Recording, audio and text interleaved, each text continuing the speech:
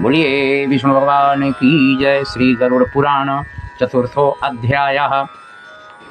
नरक प्रदान कराने वाले पाप कर्म कौन कौन से होते हैं और कौन कौन से पाप में नरक, कौन सा नरक भोगना पड़ता है।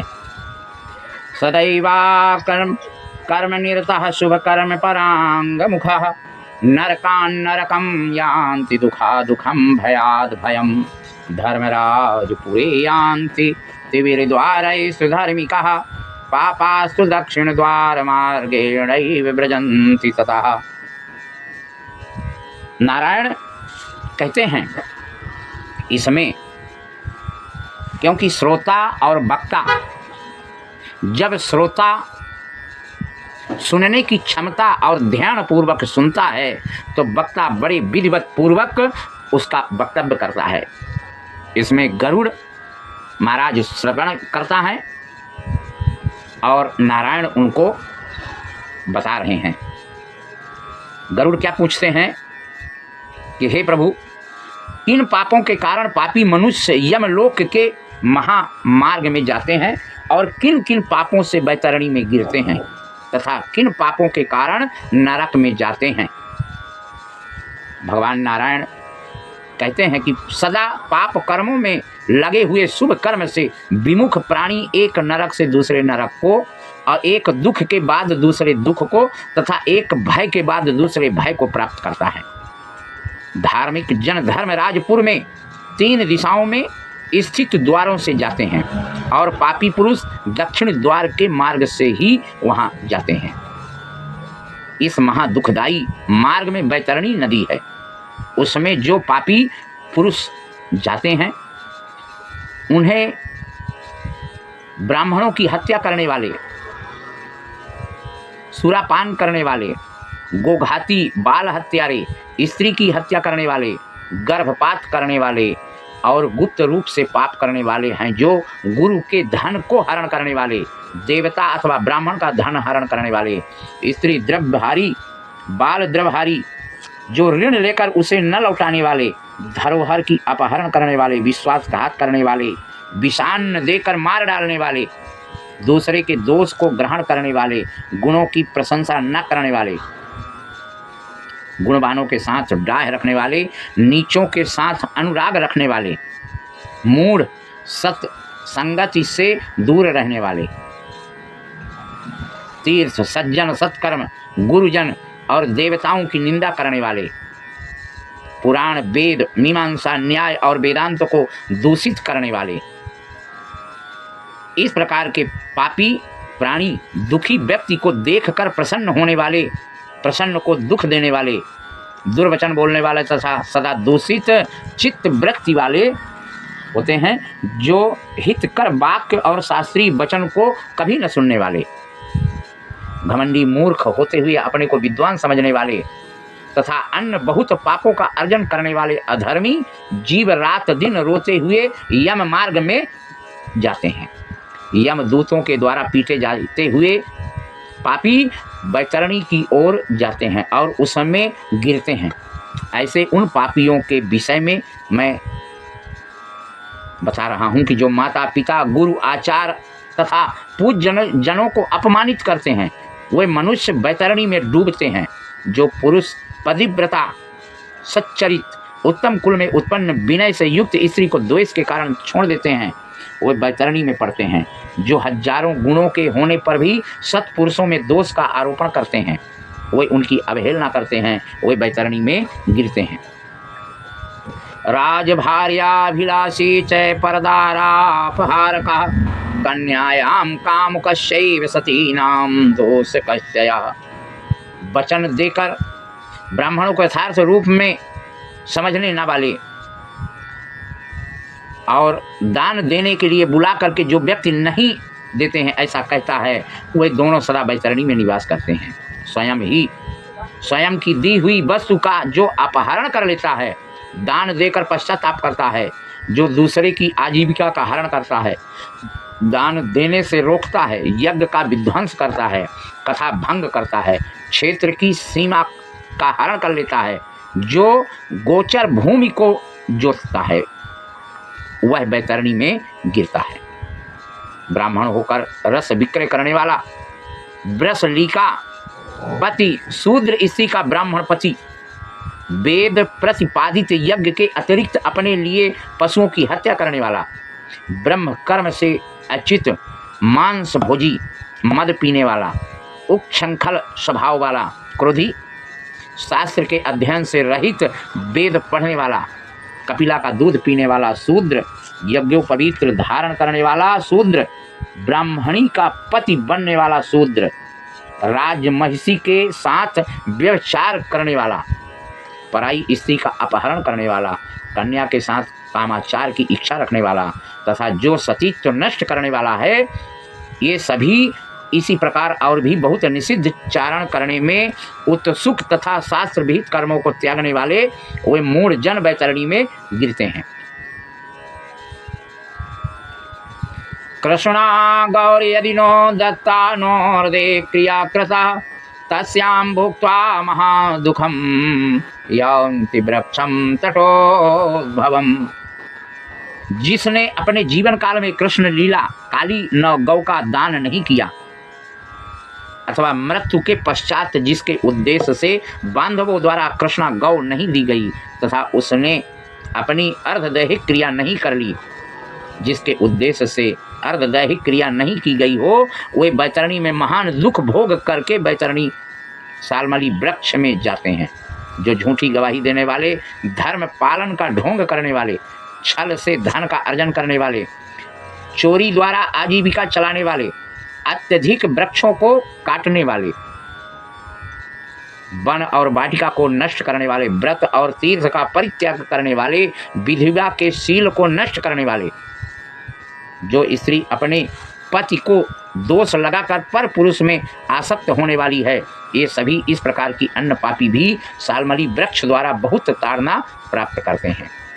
पीटने से नीचे गिरे हुए उन पापियों को यमदूत नरकों में फेंकते हैं। उन नरकों में जो पापी गिरते हैं उनके विषय में क्या कहें। नास्तिक, मर्यादा का उल्लंघन करने वाले, कंजूस, विषयों में डूबे रहने वाले, दंभी, कृतघ्न निश्चय ही नरकों में गिरते हैं। जो कुआं, तालाब, बावली, देवालय तथा सार्वजनिक स्थान, धर्मशाला इत्यादि को नष्ट करते हैं, वे निश्चय ही नरक में पड़ते हैं। स्त्रियों, छोटे बच्चों, नौकरों तथा श्रेष्ठ जनों को छोड़कर एवं पितरों, देवताओं की पूजा का परित्याग कर जो भोजन करते हैं, वे नरकगामी होते हैं। जो मार्ग को कीलों से, पुलों से, लकड़ियों से तथा पत्थरों एवं कांटों से रोकते हैं, निश्चय ही वो नरकगामी होते हैं।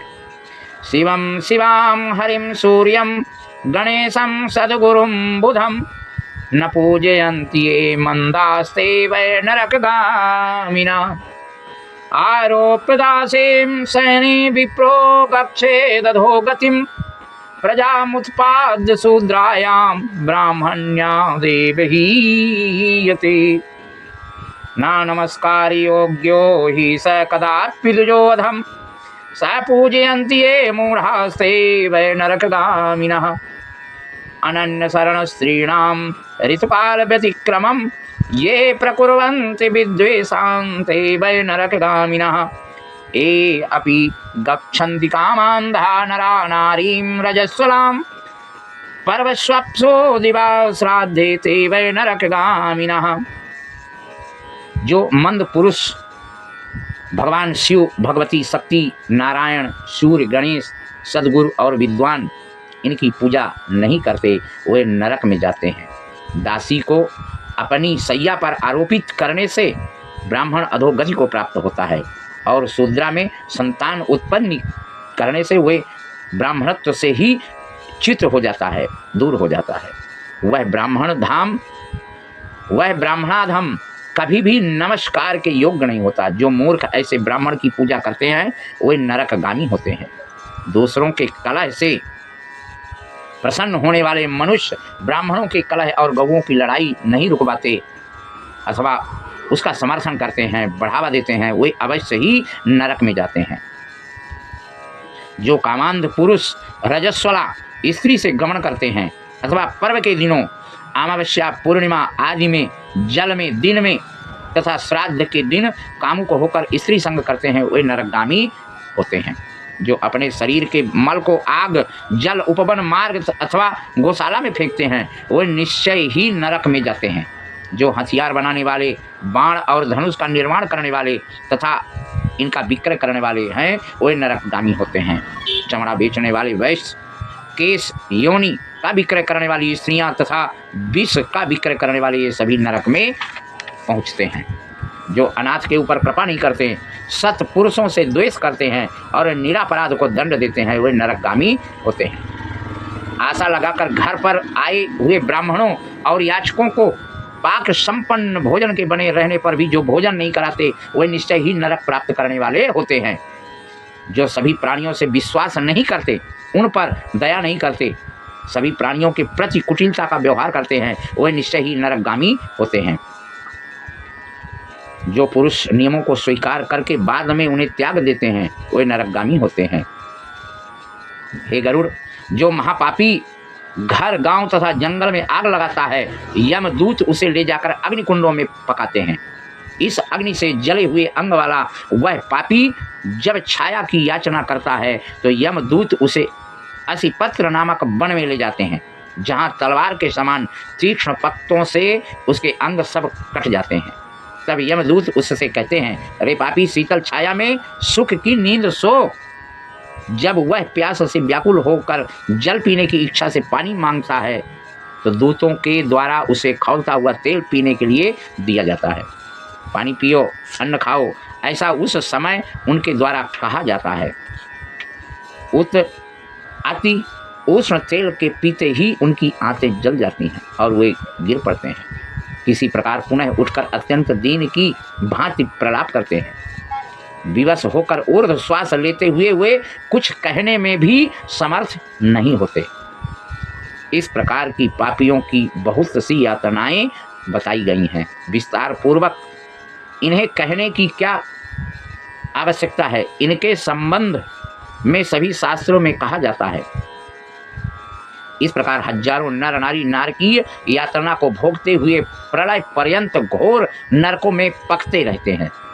उस पाप का अक्षय फल भोग कर पुनः वहीं पैदा होते हैं और यम की आज्ञा से पृथ्वी पर आकर स्थावर आदि योनियों को प्राप्त करते हैं। वृक्ष, गुल्म, लता, बल्ली, गिरी, तृण आदि ये स्थावर योनियां कही गई हैं। ये अत्यंत मोह से आवृत हैं। कीट, पशु, पक्षी, जलचर तथा देव, इन योनियों को मिलाकर 84 लाख योनियां कही गई हैं। हे प्रभु, देखिए 84 लाख योनियां कौन कौन सी हैं? वृक्ष, गुल्म, लता, बल्ली, गिरी, पर्वत तथा तृण आदि ये स्थावर योनियां कह गई हैं। ये अत्यंत मोह से आवृत हैं। जो कीट, पशु, पक्षी, जलचर तथा देव, इन योनियों को मिलाकर 84 लाख योनियां कही गई हैं। इन सभी योनियों में घूमते हुए जीव मनुष्य योनि प्राप्त करते हैं और मनुष्य योनि में भी नरक से आए व्यक्ति चांडाल के घर में जन्म लेते हैं तथा उसमें भी कुष्ठ आदि पाप चिन्हों से वे बहुत दुखी रहते हैं। किसी को गलित कुष्ठ हो जाता है, कोई जन्म से अंधा होता है और कोई महारोग से व्यथित होते हैं। इस प्रकार के पुरुष और स्त्री भी पाप के चिन्ह दिखाई पड़ते हुए आते हैं। इस प्रकार गरुड़ पुराण के अंतर यह 84 लाख योनियों का विधान बताया हुआ है। इस 84 लाख योनियों में नरक कौन कौन से हैं? जिस प्रकार गर्भ में जब प्राणी आता है, तीखा, खट्टा, मीठा हर प्रकार का उसको गर्भ में प्राप्त होता है। यही तो नरक कहा गया है कि चाहे जो भी हो, लेकिन नरक में तो जाना ही पड़ेगा। किसी भी प्राणी को गर्भ से ही पृथ्वी पे आना पड़ेगा। ये 84 लाख नरक भोग करके और फिर अंत में सबसे उत्तमम मनुष्य का प्राणी यानी मनुष्य योनि में आकर के और वह भगवान को भूल जाता है। जो भगवान को सदा याद रखा और भगवान को याद करते हुए इस मृत्यु लोक से गमन करता है, वह मोक्ष का अधिकारी होता है। बोलिए विष्णु भगवान की जय।